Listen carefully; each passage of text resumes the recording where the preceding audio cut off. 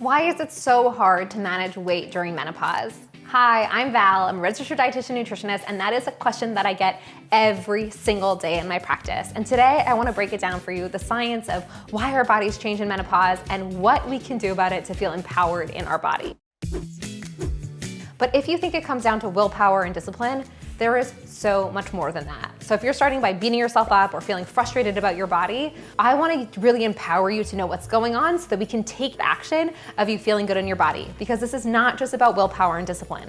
This is a new phase of life, another form of puberty, a different part as our hormones shift in our bodies. Rather than feeling like there's nothing that we can do, learning how it happens can really help inspire us to take action and to feel our best in our bodies and also to optimize our health. So let's dive into what happens, what the science tells us, and what we can do to help improve our health during menopause.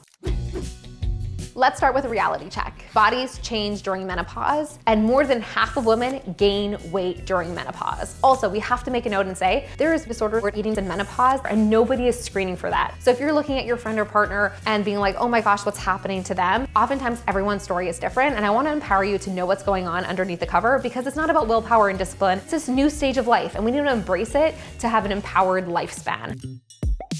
So let's talk into the science of what's happening during menopause. The first thing that happens is estrogen declines. And why does that affect weight? But as fertility declines and as estrogen declines, our body actually increases visceral fat. So there's two different types of fat on our body. One is subcutaneous fat, the pinchable fat. It's helpful for our body's temperature regulation. And then we have visceral fat. It's actually the fat that's typically in our abdomen and intertwined with our organs. And this is a fat that's not very healthy for us. And oftentimes the visualization is men walking on the beach and they have these round distended bellies that look like they're hard to the touch. It becomes really, really hard because it's not that subcutaneous fat, but it's really intermingled. So as estrogen declines, visceral fat goes up, and visceral fat is the more dangerous type of fat that increases risk of cardiovascular disease. There is a lot that we can do to protect our heart. Estrogen actually helps decline our appetite. When estrogen goes down, our appetite goes way up. Oftentimes that's when we have more food cravings and just eating more volume in general. The third thing that happens is muscle mass starts going down and bone mass starts going down. And it takes up a lot of energy to keep our muscles strong. I always think about it. It's so much work to put muscle mass on our body, and we can get rid of it so quickly. Muscle mass is a huge driver of our total basal metabolic rate, so of our metabolism, and we want to be optimizing our muscle mass to the best of our abilities, but that will go down to making it so our body needs less energy, and when we're eating the same amount and our appetite is up, that oftentimes leads us to gain more fat on our body. We didn't even talk about like the mood disturbances, the sleep disturbances, the hot flashes that affect so many people. So of course, when we're not sleeping very well, we're more tired, and that makes it so much more difficult to want to go outside and exercise and want to do more walking and wanting to get more physical activity in. And also, as we know, increased stress and lack of sleep increases cortisol, which is another key hormone to the puzzle that makes our body want to store more fat, want to keep our blood glucose levels a little bit higher. And so if you find this helpful, please subscribe to the Menopause newsletter by the link below. It has tips and facts about menopause that can really help you on your journey. So let's talk about some tips that can be really, really helpful. The first thing that I always recommend is really trying to prioritize filling up your plate with three things. The first thing is fiber. Fiber is your best friend.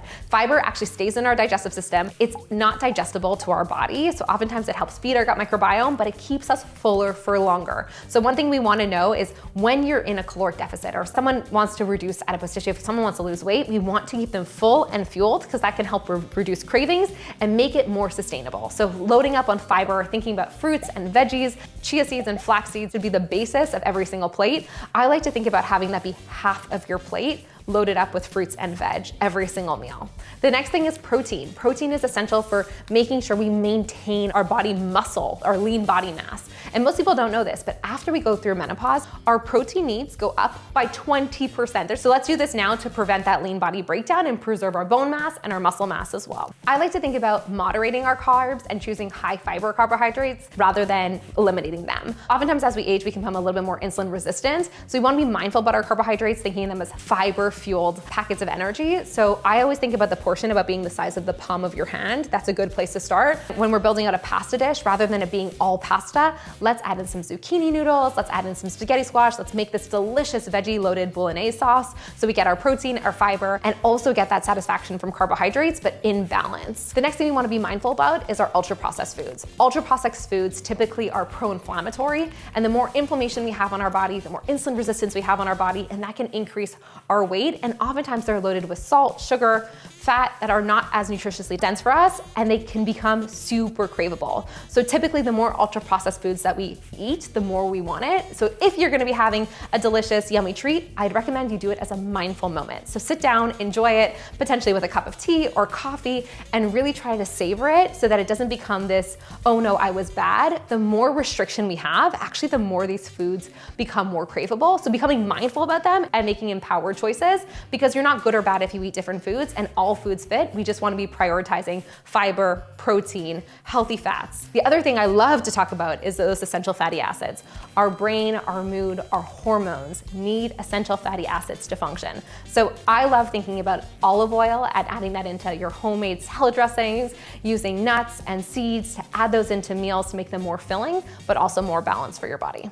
The biggest mistakes I see is people going too long without food, and I want you to think of it as a pendulum. When we go from under too hungry, we're probably gonna go to too full. So eating consistent meals is really important for muscle mass. It's also really important for hormone balance and really important for cravings. So not skipping meals, having balanced, consistent meals when we're prioritizing fueling our body is a game changer. And we can't not mention lifestyle changes. Sleep is one of the pillars of health. So if you're struggling with your sleep, I would want to encourage you to have good sleep hygiene, get to bed on time, and also spending some time early in the mornings in the sun can actually make your sleep better. So I always like to recommend exercise outdoors in the sunshine, 10, 15, 20, 30 minutes in a way that can be sustainable for your lifestyle. But exercise, movement, strength training is important for our heart health and for our muscle mass. And we can drive that metabolism up and also help our body use our energy. And here's the big one: managing our stress levels. There's a lot that we can do to optimize our stress levels, because stress drives up our cortisol. That can also help increase our body fat and also increase our appetite.